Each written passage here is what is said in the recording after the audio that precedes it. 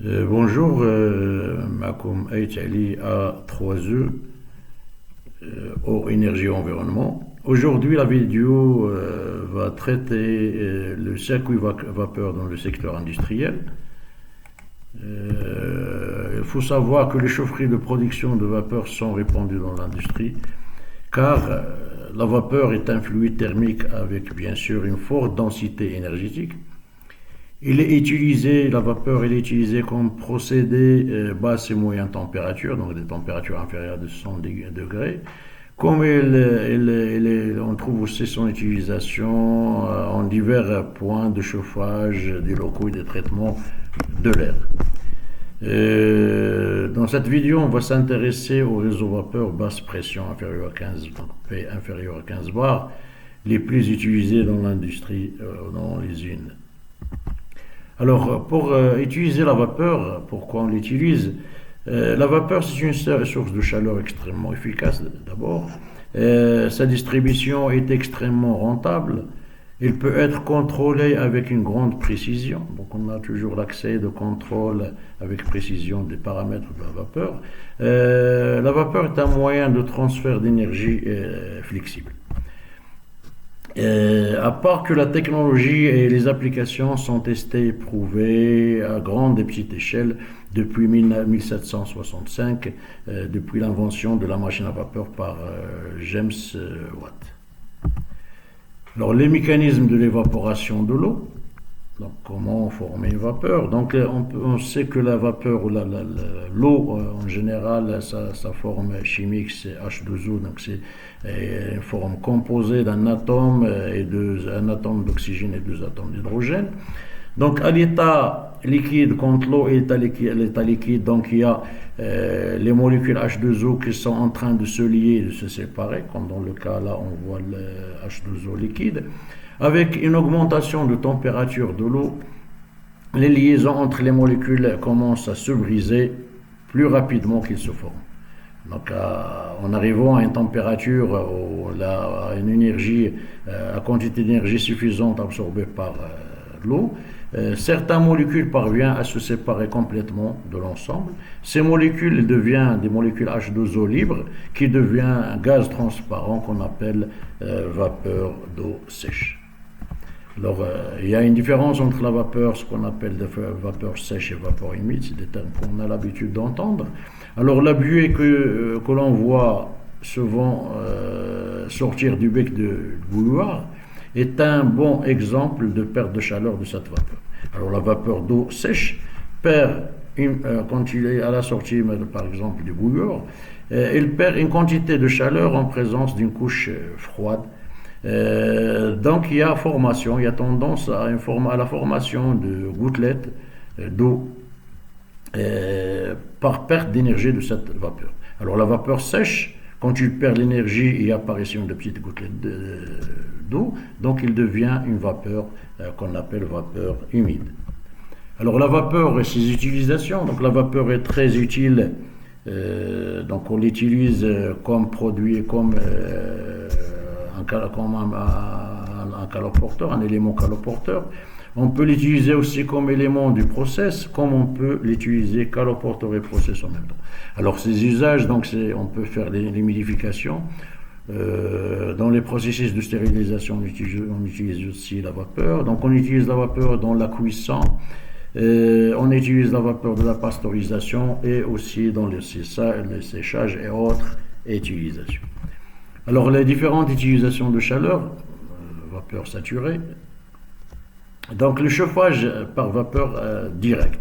Donc la vapeur, il est en contact direct avec la matière à chauffer. Donc l'exemple d'un autoclave dans la salle opératoire, donc il y a des éléments à chauffer ou des outils à chauffer avec une vapeur injectée directement.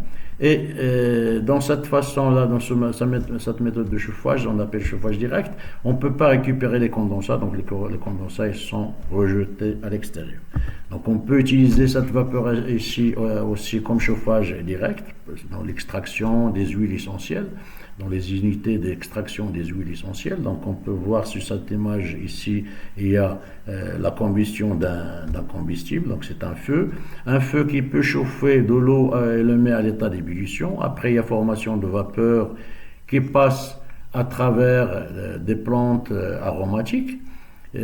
Donc il y a formation au point 5 de la vapeur d'eau avec des huiles essentielles, la vapeur d'eau qui emporte avec elle des huiles essentielles. Cette vapeur se refroidit à travers un refroidisseur, donc il y a une entrée de froide et une sortie de chaude pour refroidir ce serpentin. Donc ce refroidissement, donc il y a la vapeur qui perd son énergie, donc elle se condense, donc il forme un condensat qui se forme d'eau plus des huiles essentielles. Donc les huiles essentielles étant par différence de densité, donc elles remontent au-dessus au niveau haut, donc il rejoint ces côtés-là, qu'on peut récupérer à travers ce robinet-là comme huile essentielle. Donc il y a aussi la partie eau, ce qu'on appelle les hydrolats, qui part pour être utilisation d'autres produits cosmétiques. Alors on peut utiliser la vapeur aussi pour chauffer une matière directement, donc il y a la flamme, il y a l'eau qui bouillit, et après il y a formation de la vapeur qui chauffe ces éléments-là. Après perte de cette énergie, elle commence à se condenser, elle part vers l'extérieur. Donc là, c'est des méthodes de chauffage direct par vapeur. On peut aussi utiliser le chauffage direct par vapeur dans les presses de préparation des aliments de bétail. Donc il y a des presses d'aliments de bétail. On peut injecter directement de la vapeur pour humidifier ces aliments-là, et après qu'ils seront pressés après humidification. Donc on peut aussi humidifier une zone en injectant de la vapeur d'indigène pour envoyer de l'air humide vers une zone humidifiée. À part l'utilisation de chauffage direct, donc on peut utiliser aussi cette vapeur comme élément de chauffage indirect. Alors donc le cas de l'indirect, la vapeur n'est pas en contact avec le produit, donc il y a deux séparations. Il y a la partie produit, et il y a une deuxième enveloppe là qui englobe la circulation de la vapeur. Donc il y a entrée de la vapeur par ici. Donc elle fait un échange de chaleur entre la vapeur et ces éléments-là. Donc la vapeur, quand elle échange de la chaleur, donc il perd son énergie, donc elle se refroidit, il devient condensat. Et cette partie de condensat, on la récupère.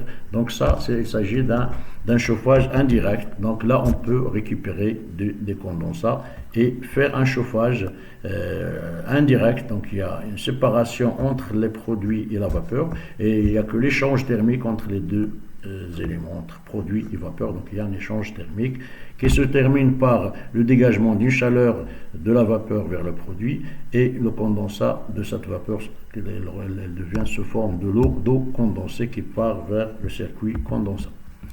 Alors avec une image animée, on peut voir que la vapeur rentre par ici. Donc cette deuxième enveloppe, il y a la circulation de la vapeur. À l'intérieur, il y a des produits à chauffer.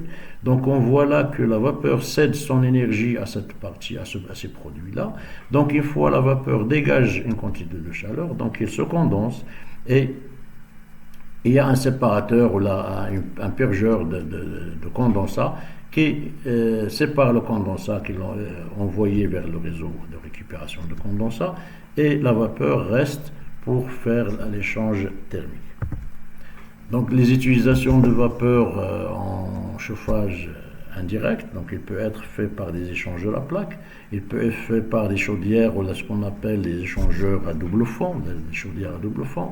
Et aussi on peut faire un échange avec un échangeur à calandre. Donc il y a une partie vapeur qui passe par ces tubes-là, et il y a de l'air ou bien un autre fluide ou un autre gaz à chauffer à travers cet échangeur.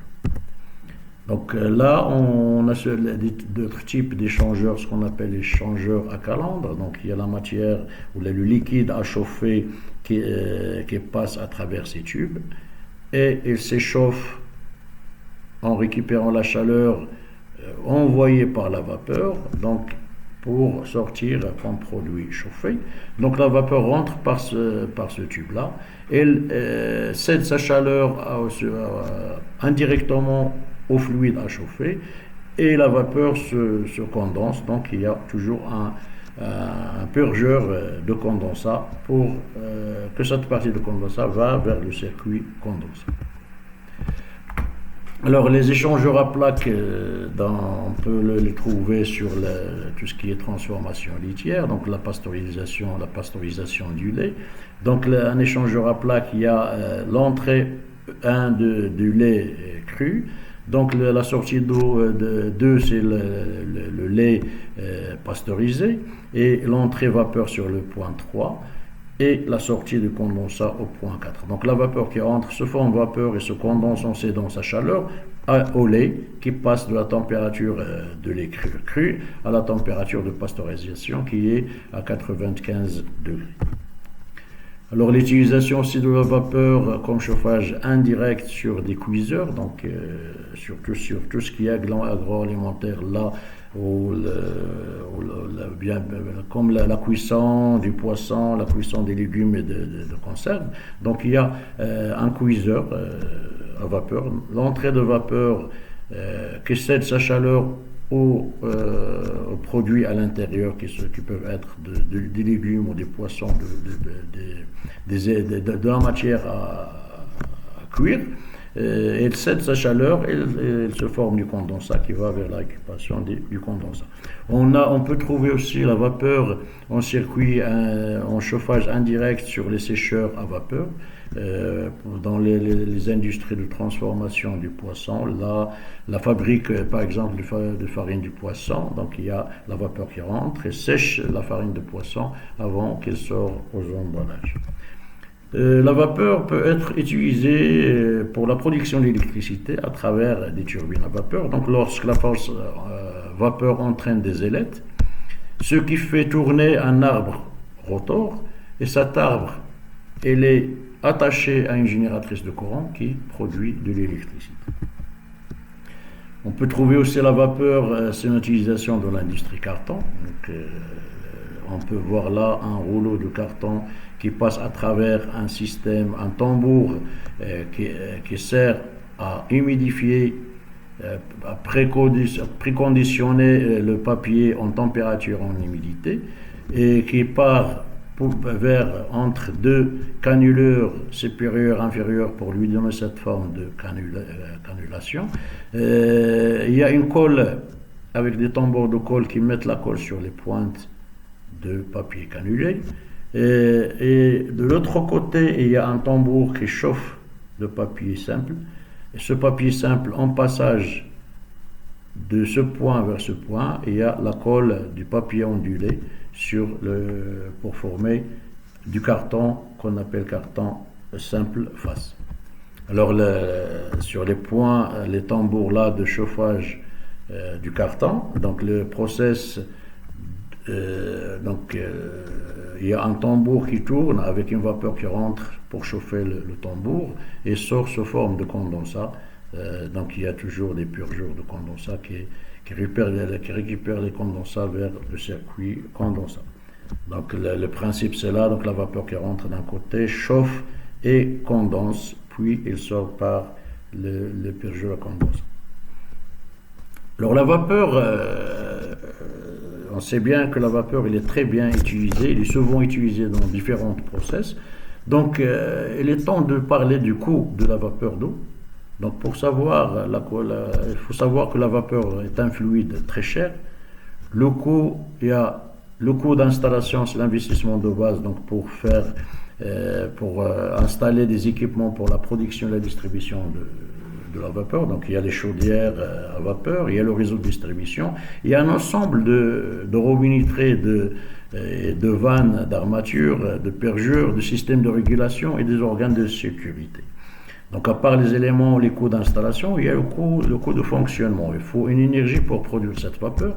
Donc il nous faut une maintenance de ces équipements-là et en même temps le traitement et le coût de l'eau. Donc là, le coût initial de l'eau et le coût des traitements de l'eau pour envoyer de l'eau traitée vers la chaudière. Alors le tableau qui nous indique un peu le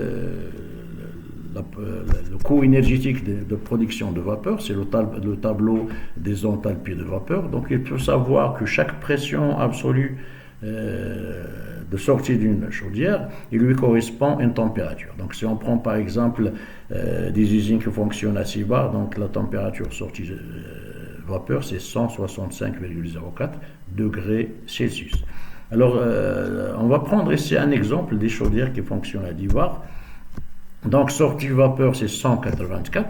Donc à cette pression et cette température, bien sûr, il correspond une enthalpie ou bien une énergie globale de 2781 kJ par kilogramme. Donc pour produire de la vapeur 10 bars 184 degrés, 1 kg de vapeur, donc il nous faut 2781 kJ d'énergie ou bien d'enthalpie pour produire cette vapeur. Alors production vapeur, donc c'est toujours implique une consommation d'énergie pour produire ces calories ou ces kilojoules pour production de vapeur. Et en même temps, cette production, cette consommation énergétique, elle engendre une émission de CO2. Bien sûr, les émissions de CO2 elles dépendent des combustibles utilisés.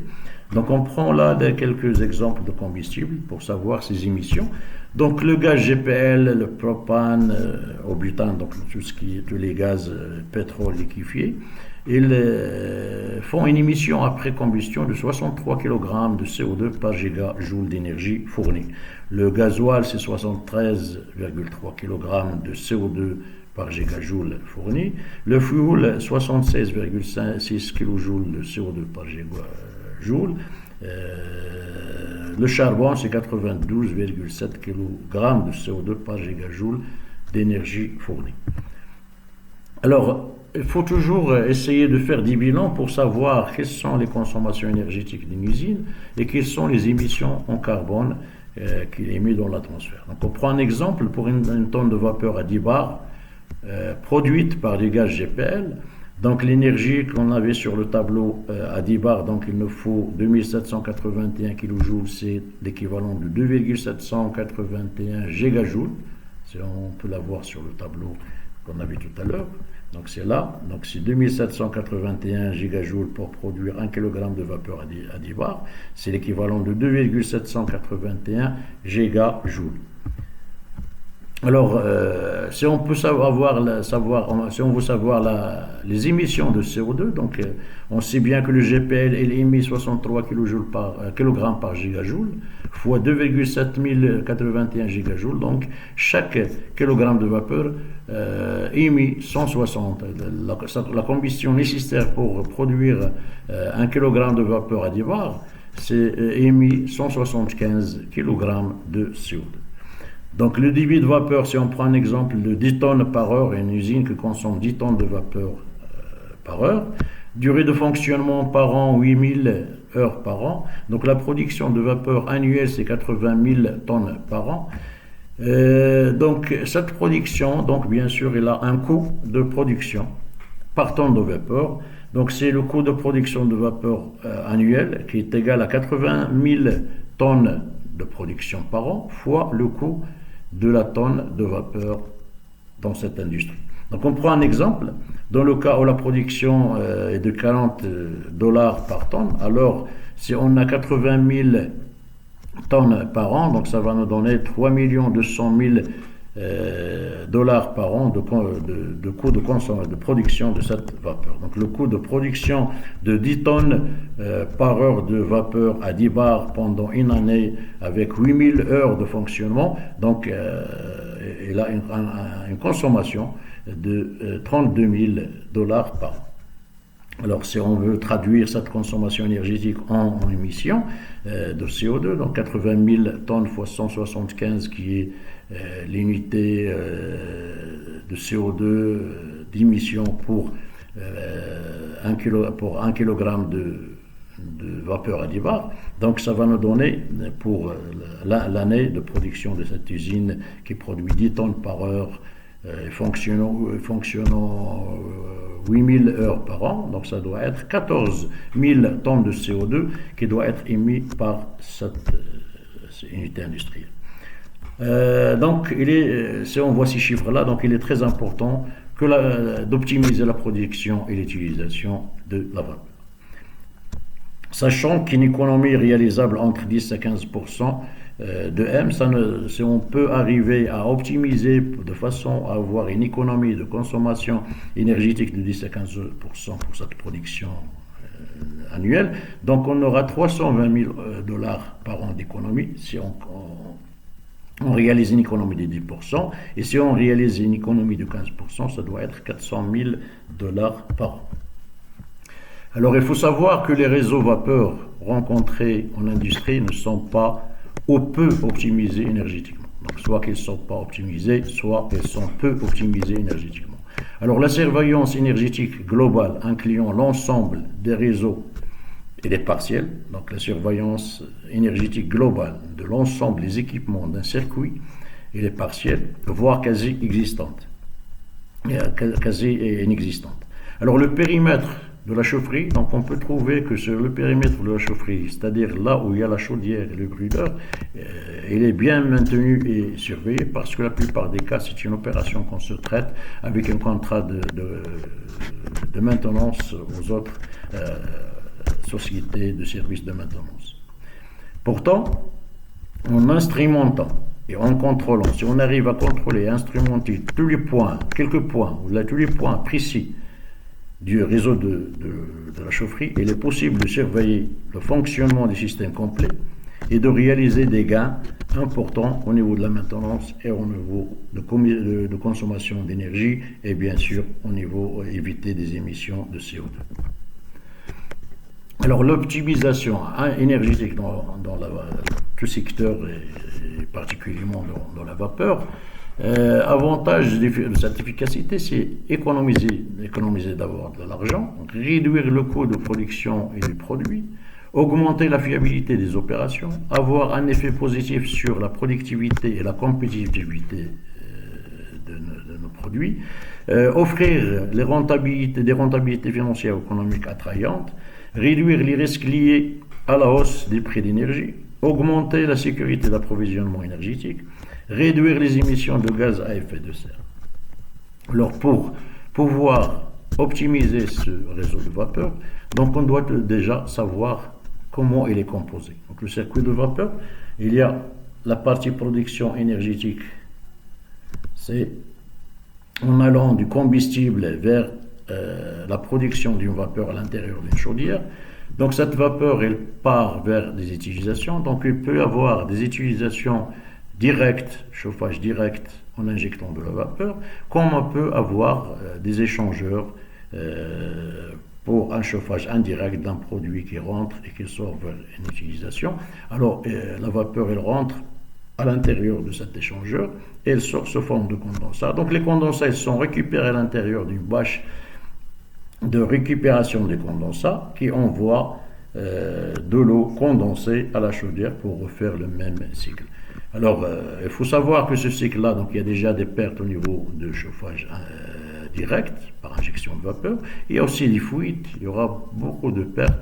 Donc, la partie vaporisée, donc, elle ne peut pas retourner à 100%. Donc, il y a toujours un appoint d'eau qui sera fait par une station de traitement pour envoyer de l'eau traitée à la bâche de condensat pour compléter ou pour faire l'appoint afin qu'elle soit envoyée vers la chaudière. Alors le schéma type d'une installation de vapeur, donc il y a une partie chaudière, là, une partie chaufferie, là où il y a le brûleur et la chaudière, et un circuit de vapeur qui va vers différents points d'utilisation. Après, il y a des circuits de récupération de condensat vers une bâche de condensat, de récupération de condensat, ou bien une bâche alimentaire qui envoie par une pompe l'eau à la chaudière. Donc il y a toujours un système d'appoint de cette bâche pour mettre le point du manque d'eau, donc la partie qui est envoyée en vaporisé et condensée, donc il y a des pertes. Pour compenser ces pertes, il faut une station de traitement d'eau pour envoyer cette eau à la bâche. Alors il faut noter qu'il faut faire une distinction entre le rendement de combustion, donc le rendement de combustion d'un brûleur, qui est toujours 90 à 95 sur le PCI. Il faut le différencier du rendement vapeur global. Donc le rendement vapeur global, c'est la partie réseau de vapeur entier. Un réseau de vapeur entier peut avoir une chaudière très performante, mais il peut avoir des déperditions thermiques importantes, des purgeurs fouillards, des fuites de vapeur au niveau de la distribution. Donc un réseau optimisé où l'ensemble des pertes thermiques sont surveillées peut atteindre une efficacité globale de 95%, 85%, alors qu'un réseau mal optimisé, dont les pertes sont mal surveillées, il peut atteindre 50% d'efficacité globale. Alors quand on dit 50% d'efficacité globale, c'est-à-dire que l'énergie qu'on consomme au niveau des combustibles, 50% de cette énergie qui est transformée en vapeur au point d'utilisation. Alors, pour bien savoir les points où on peut travailler pour optimiser la consommation et les émissions, donc on doit travailler sur les flux thermiques d'une installation vapeur. Donc l'installation vapeur, elle est constituée d'une partie passive, c'est le brûleur, là où il y a la combustion. Donc au niveau de la combustion, il y a des pertes de combustion. Si on a un brûleur réglé, donc on est à 5% de perte. Si on a un mauvais réglage du brûleur, on peut aller au-delà de 10% de perte de combustion. Il y a aussi au niveau de la chaudière des purges de chaudière. Donc la chaudière, on est obligé de faire des purges d'extraction au niveau de la chaudière pour déconcentrer la salinité de la chaudière. Donc il peut, avec une régulation de déconcentration automatique, donc on peut avoir 1% de purge, mais on peut aller au-delà de 3% de perte si on n'a pas un système automatique de purge. On peut avoir aussi des fuites de vapeur sur le réseau. On peut avoir des déperditions thermiques allant de 10 à 20% selon l'état d'isolation du corps de la chaudière et de la conduite aussi. Et au moment du retour du condensat, donc vers la bâche, si on a un ouvrant vers l'extérieur de la bâche, donc on peut avoir des pertes allant de 0 à 10% au niveau de la bâche. Si on est avec un ouvrant ouvert, donc on est à 10% de perte de la bâche. Donc là, on peut voir que avec 100 tonnes par exemple de fuel, on arrive à 50 tonnes d'équivalent en énergie de vapeur. Donc on peut avoir 50% de perte de la partie passive jusqu'à l'utilisation. Donc on doit gérer ces parties-là, pour pouvoir optimiser notre circuit de vapeur. Alors on va dans les prochaines vidéos, on va parler partie par partie. Donc on doit discuter toutes ces purges-là, toutes ces pertes allant de la perte par purge de chaudière, les fuites, les déperditions, les pertes de l'évent. Donc on va étudier partie par partie, les pertes aussi par les fumées de combustion. On va commencer la prochaine vidéo par la partie passive qui est la combustion. Donc on va essayer de travailler sur la partie passive qui est le brûleur. Comment gérer une bonne combustion, comment avoir une bonne combustion au niveau des brûleurs pour optimiser la combustion et pour avoir le minimum de pertes possible au niveau de la combustion. Donc je vous remercie beaucoup et à la prochaine vidéo, Inch'Allah.